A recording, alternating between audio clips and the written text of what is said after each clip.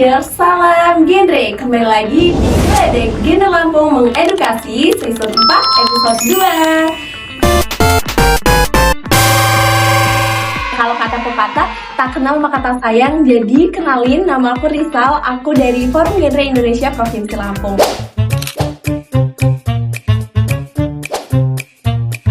Dan tentu aja di kali ini aku nggak sendirian, aku ditemenin narasumber keren kita. Boleh dong Kak, perkenalkan dirinya? Oke, halo semuanya. Perkenalkan, nama aku Ali Akbar Aksagandi dari komunitas Ruang Pangan.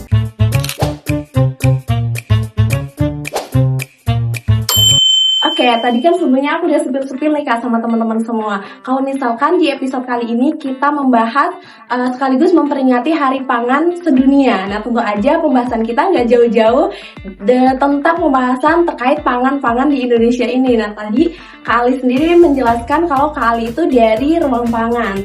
Nah, sebelumnya aku mau nanya dong Kak, Ruang Pangan itu kira-kira komunitas yang bergerak dalam bidang apa Kak? Jadi Ruang Pangan adalah komunitas yang ada di Provinsi Lampung, bergerak dalam bidang sosial dan juga dalam penanganan sampah makanan dan juga makanan berlebih atau food surplus, kayak gitu sih Kak.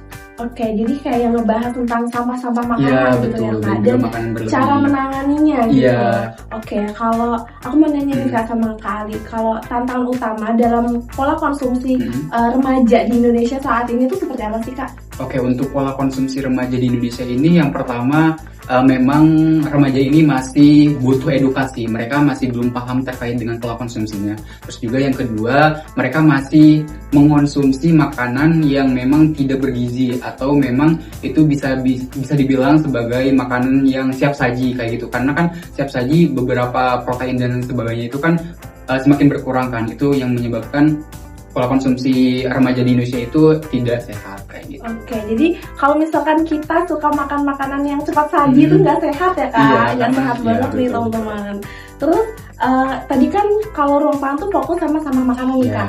Nah, kenapa sih Kak kita sebagai remaja tuh harus peduli gitu tentang sampah-sampah makanan ini? Oke, untuk peduli ya, pertama kita remaja ya, artinya kan kita sebagai pemuda dan juga penerus bangsa ini ya, sebagai agen perubahan juga, karena kan kita juga perlu investasi, perlu mempersiapkan diri untuk masa depan. Yang pertama kita harus peduli dengan lingkungan. Kalau misalkan ada sampah makanan di sekarang, terus kalau misalkan nantinya kita terus adanya sampah makanan, itu akan merusak atau itu akan berpengaruh terhadap lingkungan, mulai dari lingkungan udara dan juga air kayak gitu sih Kak. Jadi kalau misalkan banyak sampah makanan yang ada di lingkungan kita, itu akan menyebabkan dan itu akan berpengaruh terhadap kesehatan remaja juga. Oke, itu kalau banyak sampah makanan kalau kita nggak peduli gitu Kak, itu bakalan berpengaruh lagi Iya, ke kita iya, gitu. ke kita. Tapi kalau menurut Kak Ali sendiri dari sampah makanan ini kalau nggak diolah itu ada pengaruhnya nggak sih Kak sama masa depan kita gitu? Khususnya dari kita sebagai seorang remaja yang masa depannya masih luas gitu Kak. Kira-kira ada dampaknya atau pengaruhnya sendiri nggak sih Kak? Oke, dampaknya sendiri lebih ke kesehatan sih, yang tadi sempat dibahas. Kalau ada sampah makanan itu kan nantinya bakal mencemari lingkungan, dan lingkungan kita kan hidup di bersampingan ya dengan lingkungan gitu kan. Kita hidup di lingkungan, kalau misalkan nanti lingkungannya tidak sehat, kita pun akan tercemar dengan ketidaksehatan. Kalau misalkan dari Kak Ali atau dari komunitas Ruang Pangan sendiri Kak, ada nggak sih Kak saran atau cara untuk mengolah sampah makanan itu atau menyikapi sampah makanan itu diapakan gitu Kak, pengolahannya gitu Kak? Oke, untuk pengolahan sendiri mungkin untuk saran terhadap dengan makanan untuk diolah lagi itu sebenarnya banyak caranya ya, mungkin banyak resep juga ya. Karena kalau misalkan ada makanan yang masih layak dikonsumsi, lebih baik kita diolah kembali daripada kita buang. Itu akan menimbulkan atau akan menyebabkan masalah sampah makanan kayak gitu. Jadi untuk pengolahannya sendiri itu bisa ke masing-masing orang sendiri atau masing-masing konsumen, karena itu bisa disesuaikan Kak, kayak gitu. Jadi kalau misalkan ada sayur nih misalnya masih layak untuk dikonsumsi, ya lebih baik secepatnya diolah kayak gitu. Kalaupun memang tidak bisa dimakan untuk diri sendiri, seenggaknya kita memasak dan juga kita bagikan ke orang-orang yang memang membutuhkan makanan kayak gitu sih. Oke. Mungkin kalau misalkan kita nggak habis nih makanannya itu bisa dibagi-bagikan atau dibagi-bagikan dengan teman-teman atau orang-orang yang kurang mampu maksudnya di luar sana gitu ya Kak. Iya betul. Jadi mungkin sedikit tambahan juga, komunitas Ruang Pangan ini untuk berharap untuk tidak adanya orang-orang yang merasa kelaparan kayak gitu, karena kan masih banyak ya di luar sana kayak merasa kelaparan, sedangkan ada beberapa bagian orang yang kayak makan yang tidak dihabiskan, makanan berlebih segala macam, sedangkan di satu sisi kita masih ada saudara-saudara kita yang masih kelaparan. Nah, mungkin itu bisa menjadi bentuk perhatian kita untuk saling memberi kepada saudara-saudara kita.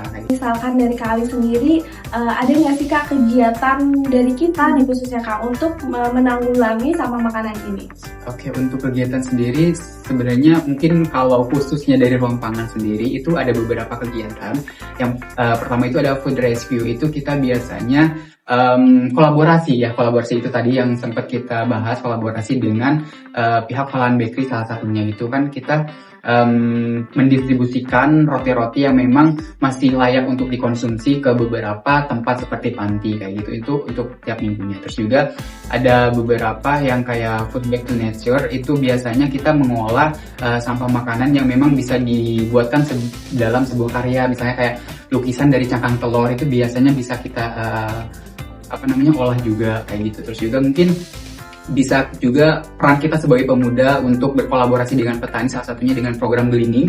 Itu biasanya ada sayur ataupun buah yang memang tidak memenuhi standar pasar nih Kak, tapi masih layak untuk dikonsumsi, biasanya kita olah kembali kayak gitu. Jadi daripada terbuang dan juga tidak bermanfaat Kak gitu, jadi mending kita olah kayak gitu. Dan juga mungkin teman-teman bisa melihat berbagai kegiatan-kegiatan kampanye-kampanye yang ada di sosial media ataupun yang ada di sekitar teman-teman terkait dengan sampah makanan ataupun terkait dengan pangan berkelanjutan. Oke, jadi intinya kalau kita makan secukupnya aja ya Kak, betul. Jangan berlebih karena yang berlebihan itu nggak baik, dan itu juga bakalan berpengaruh atau kembali lagi ke diri kita sendiri gitu ya Kak. Oke teman-teman, segini aja pembahasan geledek pada episode kali ini. Seru banget dan sangat amat berkesan, dan juga semoga dapat menjadi pembelajaran buat teman-teman semua yang nonton. Oke, aku mau ngucapin terima kasih banyak untuk Kak Ali dari Ruang Pangan karena udah bersedia berbincang-bincang dengan aku dan juga teman-teman yang menonton di rumah di sana. Oke, mungkin segitu aja untuk episode geledek pada hari ini. See you di episode selanjutnya. Dadah.